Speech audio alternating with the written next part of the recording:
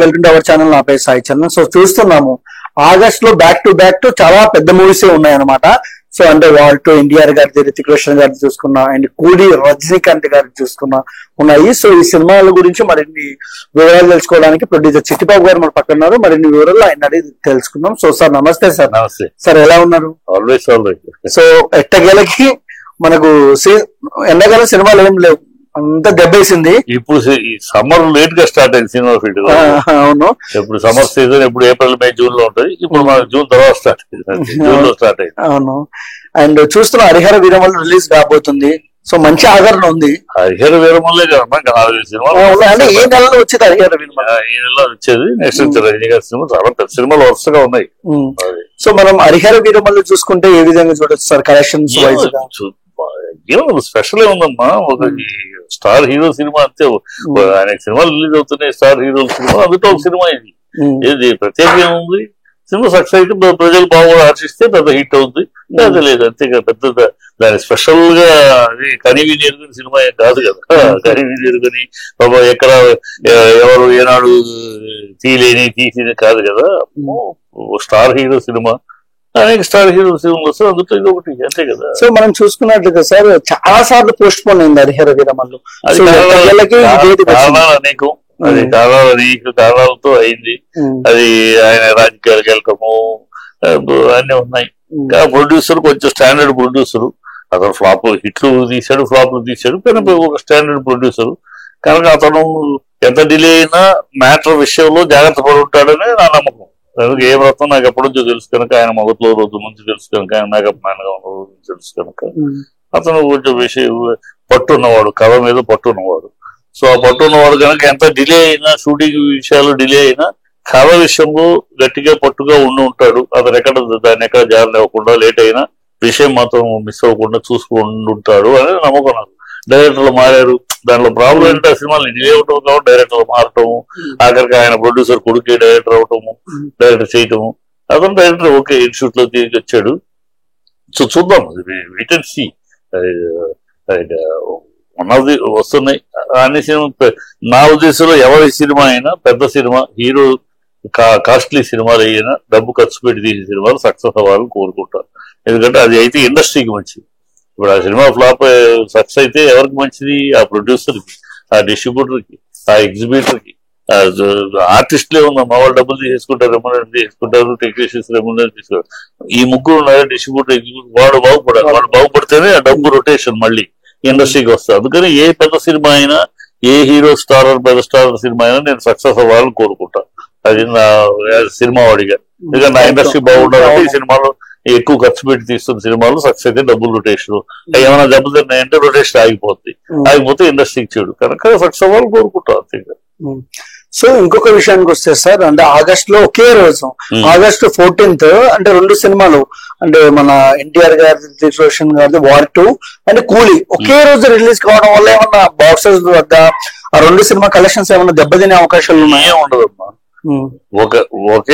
ఒకే టైంలో రెండు super hit సినిమాలు చూసి కెపాసిటీ మన ఆడియన్స్ కు ఉంది. బాగుండాలి అంతే, రెండు బాగుంటే రెండు చూస్తారు.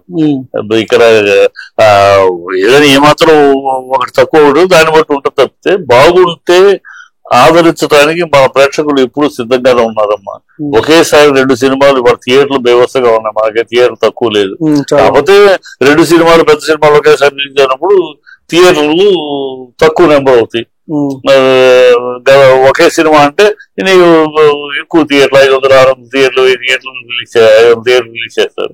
అంత సీన్ ఉండదు, పంచుకోవాల్సి వస్తుంది, తప్పదు కదా. పెద్ద హీరోలు కనుక పంచుకుంటే రన్ బాగుంటుంది.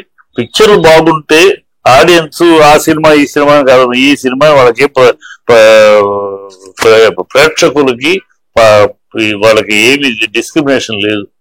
బాగుంటే ఎంతటి హీరో అయినా బాగుంటే నెత్తిని పెట్టుకుంటారు, బాగా లేకపోతే ఎంతటి హీరో అయినా బాగా లేకపోతే పడవేస్తారు కింద వాళ్ళు. ఎందుకంటే వాళ్ళ పరిస్థితి, ప్రేక్షకుడు వాడి జేబులో నుంచి ఒక సినిమా చూడాలంటే 1000 రూపాయలు ఖర్చు పెట్టాల్సి వస్తుంది.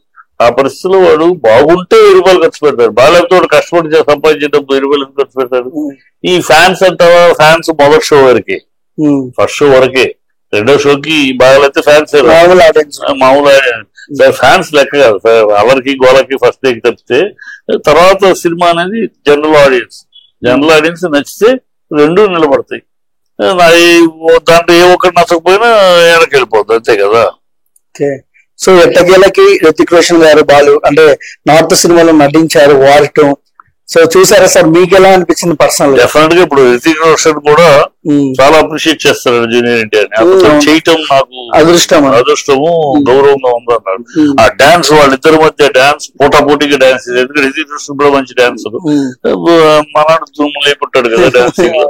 సో ఇద్దరు వ్యవస్థగా చేశారు, ఇద్దరు పర్ఫార్మెన్స్. ప్లస్ ఏంటంటే తమ దీంట్లో ఇద్దరు ఒట్టి గ్లామర్ హీరోలు కావాలన్న పర్ఫార్మెన్స్, ఇద్దరు పర్ఫార్మెన్స్ హెవీ సీన్స్ చేయాలంటే వ్యవస్థగా చేయగలరు ఇద్దరు.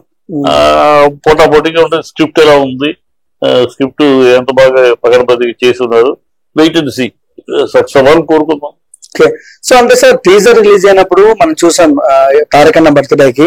సో ఎన్టీఆర్ అన్నకి కొన్ని సీన్స్ సరిగ్గా పెట్టలేదు, రితిక్ రోషన్ కి కొన్ని ట్రోల్స్ చూసాం. ఈ ట్రోల్స్ వచ్చేసేవాళ్ళు వదిలేం, వాళ్ళ సినిమా చూసేవాడు కాదు. అంటే గాలి వాదాలు ఏదో ట్రోల్ చేయటం, దాని మీద వచ్చి ఎంగిలి వెతుకులు తినే కక్కుర్తి అంటే ఏమి చూసేవాళ్ళు వాళ్ళకి. ట్రైలర్ చూస్తే మేధావులు, ట్రైలర్ చూసేసి తక్కువ అంత మేధావులు అయితే సినిమాలకి ఇంత టెన్షన్ పడక్కర్లేదు. ఆ మేధావుల దగ్గర ఏం చేస్తే బాగుంటుంది అని సులువు వాగుడు, గాలి వాగుడు, పని పట్టలేదు, సన్నాసులు బాగా వాగుడు. ఆయన క్యారెక్టర్ తక్కువ, ఆయన క్యారెక్టర్ ఏదో వాగాలి, ఏదో తెలిసినా తెలియకపోయినా సగం తెలిసినా సగం అర్థజ్ఞానం అజ్ఞానంతో ఏదో వాగుతూ ఉంటారు. ఆ వాగుడు ఆ ట్రోలింగ్ లెక్క పెట్టకలేదు. ఆ ట్రోలర్స్ నాట్ వ్యూవర్స్, వాళ్ళు సినిమా చూసేవాళ్ళు కాదు, సినిమా ప్రేక్షకులు కాదు, సినిమా ప్రేమించే ప్రేక్షకులు కాదు. వాళ్ళు గాలి గ్యాంగ్. వాళ్ళు ఎంతసేపు ట్రోల్ చేస్తూ దాని మీద వచ్చే ఆ వ్యూవర్షిప్ మీద వచ్చే ఎంగిలి మెతుకులు కక్కుర్తిపడే కుర్చీంబల పరాయణతో భ్రష్టులు అంతే.